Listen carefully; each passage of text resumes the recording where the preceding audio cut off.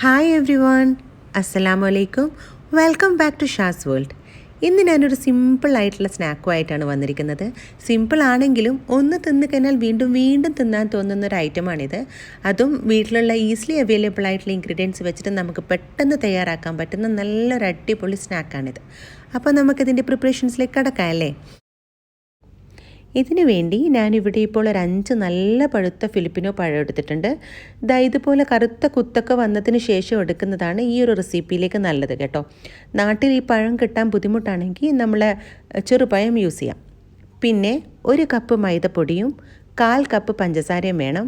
പിന്നെ മൈദപ്പൊടിയുടെയും പഞ്ചസാരയുടെയും അളവ് നിങ്ങളെടുക്കുന്ന പഴത്തിൻ്റെ സൈസും മധുരത്തിനും അനുസരിച്ച് കൂട്ടുകയും കുറയ്ക്കുകയും ചെയ്യാം. ഒരു 5 ഏലക്കായി, 1 നുള്ളു ഉപ്പ്, പിന്നെ പൊരിച്ചെടുക്കാൻ ആവശ്യമായ ഓയിലും. ഇത്രയും ഇൻഗ്രീഡിയൻസേ ഇതിലുള്ളൂ. ഇനി പഴം ഇതുപോലെ തോലിനകത്ത് വെച്ച് അധികം പ്രഷർ കൊടുക്കാതെ ഒന്ന് സോഫ്റ്റായിട്ട് ഉടച്ചെടുക്കുക. എന്നിട്ട് ഇതെല്ലാം പാടക്കൂടി ഒരു ബൗളിലേക്ക് ആഡ് ചെയ്ത് നമ്മൾ എടുത്ത് വെച്ച പഞ്ചസാരയും ചേർത്ത് നല്ല പോലെ മാഷ് ചെയ്തെടുക്കുക. ഒരു ഫോക്ക് കൊണ്ടോ കൈ കൊണ്ടോ ഉടച്ചെടുക്കുക. ശരിക്കും കൈയൊക്കെ നല്ലപോലെ വൃത്തിയാക്കി കൈ കൊണ്ട് ഉടച്ചെടുക്കുന്നതിനാട്ടോ ഇതിന് നല്ല ടേസ്റ്റ്. ഇനി ഇതിലേക്ക് നേരത്തെ എടുത്ത് വെച്ച മൈദപ്പൊടി കൂടി ചേർത്ത് ലംസ് ഒന്നുമില്ലാതെ നല്ലപോലെ മിക്സ് ചെയ്തെടുക്കുക.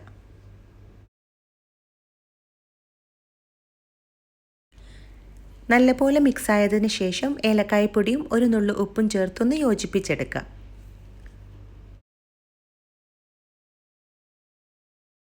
നമ്മുടെ കൂട്ടിൻ്റെ കൺസിസ്റ്റൻസി ഇതുപോലെ ആയിരിക്കണം കേട്ടോ. എങ്കിൽ മാത്രമേ നല്ല സോഫ്റ്റ് ആയിട്ടുള്ള കായ നുള്ളിയിട്ടത് തയ്യാറാക്കിയെടുക്കാൻ പറ്റൂ.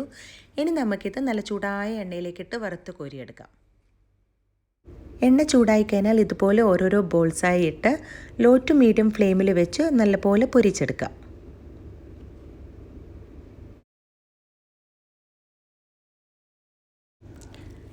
നമ്മളിത് മാവ് ഇതുപോലെ നുള്ളിയെടുത്ത് എണ്ണയിലേക്ക് തമ്പ് കൊണ്ട് തള്ളി ഇതുപോലെ ഇടാം. അതുകൊണ്ടാണ് നമ്മുടെ ഇതിനെ കായ് നുള്ളിയിട്ടതെന്ന് പറയുന്നത്. ഇനി ഈ ഒരു പരുവായിക്കഴിഞ്ഞാൽ നമുക്കിത് തിരിച്ചിട്ട് ഗോൾഡൻ ബ്രൗൺ ആയിക്കഴിഞ്ഞാൽ കോരി മാറ്റാം. ഇതൊന്നിനോടൊന്ന് ഒട്ടിപ്പിടിച്ചിരിക്കുകയാണെങ്കിൽ എല്ലാ എണ്ണയിൽ നിന്ന് ഒന്ന് അടർത്തി മാറ്റണം കേട്ടോ. കോരി കൊണ്ടൊന്ന് മെല്ലെ തട്ടി എല്ലാം അടർത്തി മാറ്റുക. എന്നിട്ട് നല്ല ഗോൾഡൻ ബ്രൗൺ ആയിക്കഴിഞ്ഞാൽ നമുക്കിത് കോരി മാറ്റാം.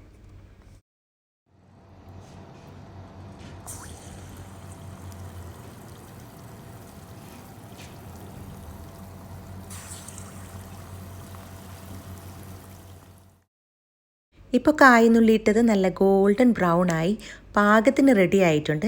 ഇനി നമുക്കിതൊരു കിച്ചൺ ടവലിലേക്ക് മാറ്റാം.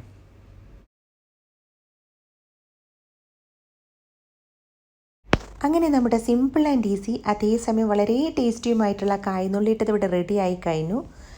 ഇതിൻ്റെ ടെക്സ്ചർ എങ്ങനെയാണെന്ന് വെച്ച് കഴിഞ്ഞാൽ പുറത്തൊരല്പം മുരിഞ്ഞ് അകത്ത് നല്ല സോഫ്റ്റ് ആയിട്ടുള്ള ടെക്സ്ചറാണ്. ഒരെണ്ണം കഴിച്ചാൽ വീണ്ടും വീണ്ടും കഴിക്കാൻ തോന്നും. അപ്പോൾ നിങ്ങളെല്ലാവരും ഇതൊന്ന് ട്രൈ ചെയ്ത് നോക്കുക. എന്നിട്ട് നിങ്ങളുടെ അഭിപ്രായങ്ങൾ എന്നെ കമൻസിലേക്കൂടെ അറിയിക്കുമല്ലോ. നിങ്ങൾ ആദ്യമായിട്ടാണ് എൻ്റെ ഈ ചാനൽ കാണുന്നതെങ്കിൽ ലൈക്ക് ചെയ്യാനും സബ്സ്ക്രൈബ് ചെയ്യാനും മറക്കരുതേ. അതുപോലെ ഫാമിലിക്കും ഫ്രണ്ട്സിനും ഒക്കെ ഷെയർ ചെയ്ത് സപ്പോർട്ട് ചെയ്യുമല്ലോ. അപ്പോൾ ഇൻഷാ അല്ലാ അടുത്ത വീഡിയോ റെസിപ്പിയുമായി വീണ്ടും കാണുന്നത് വരെ take care and stay blessed.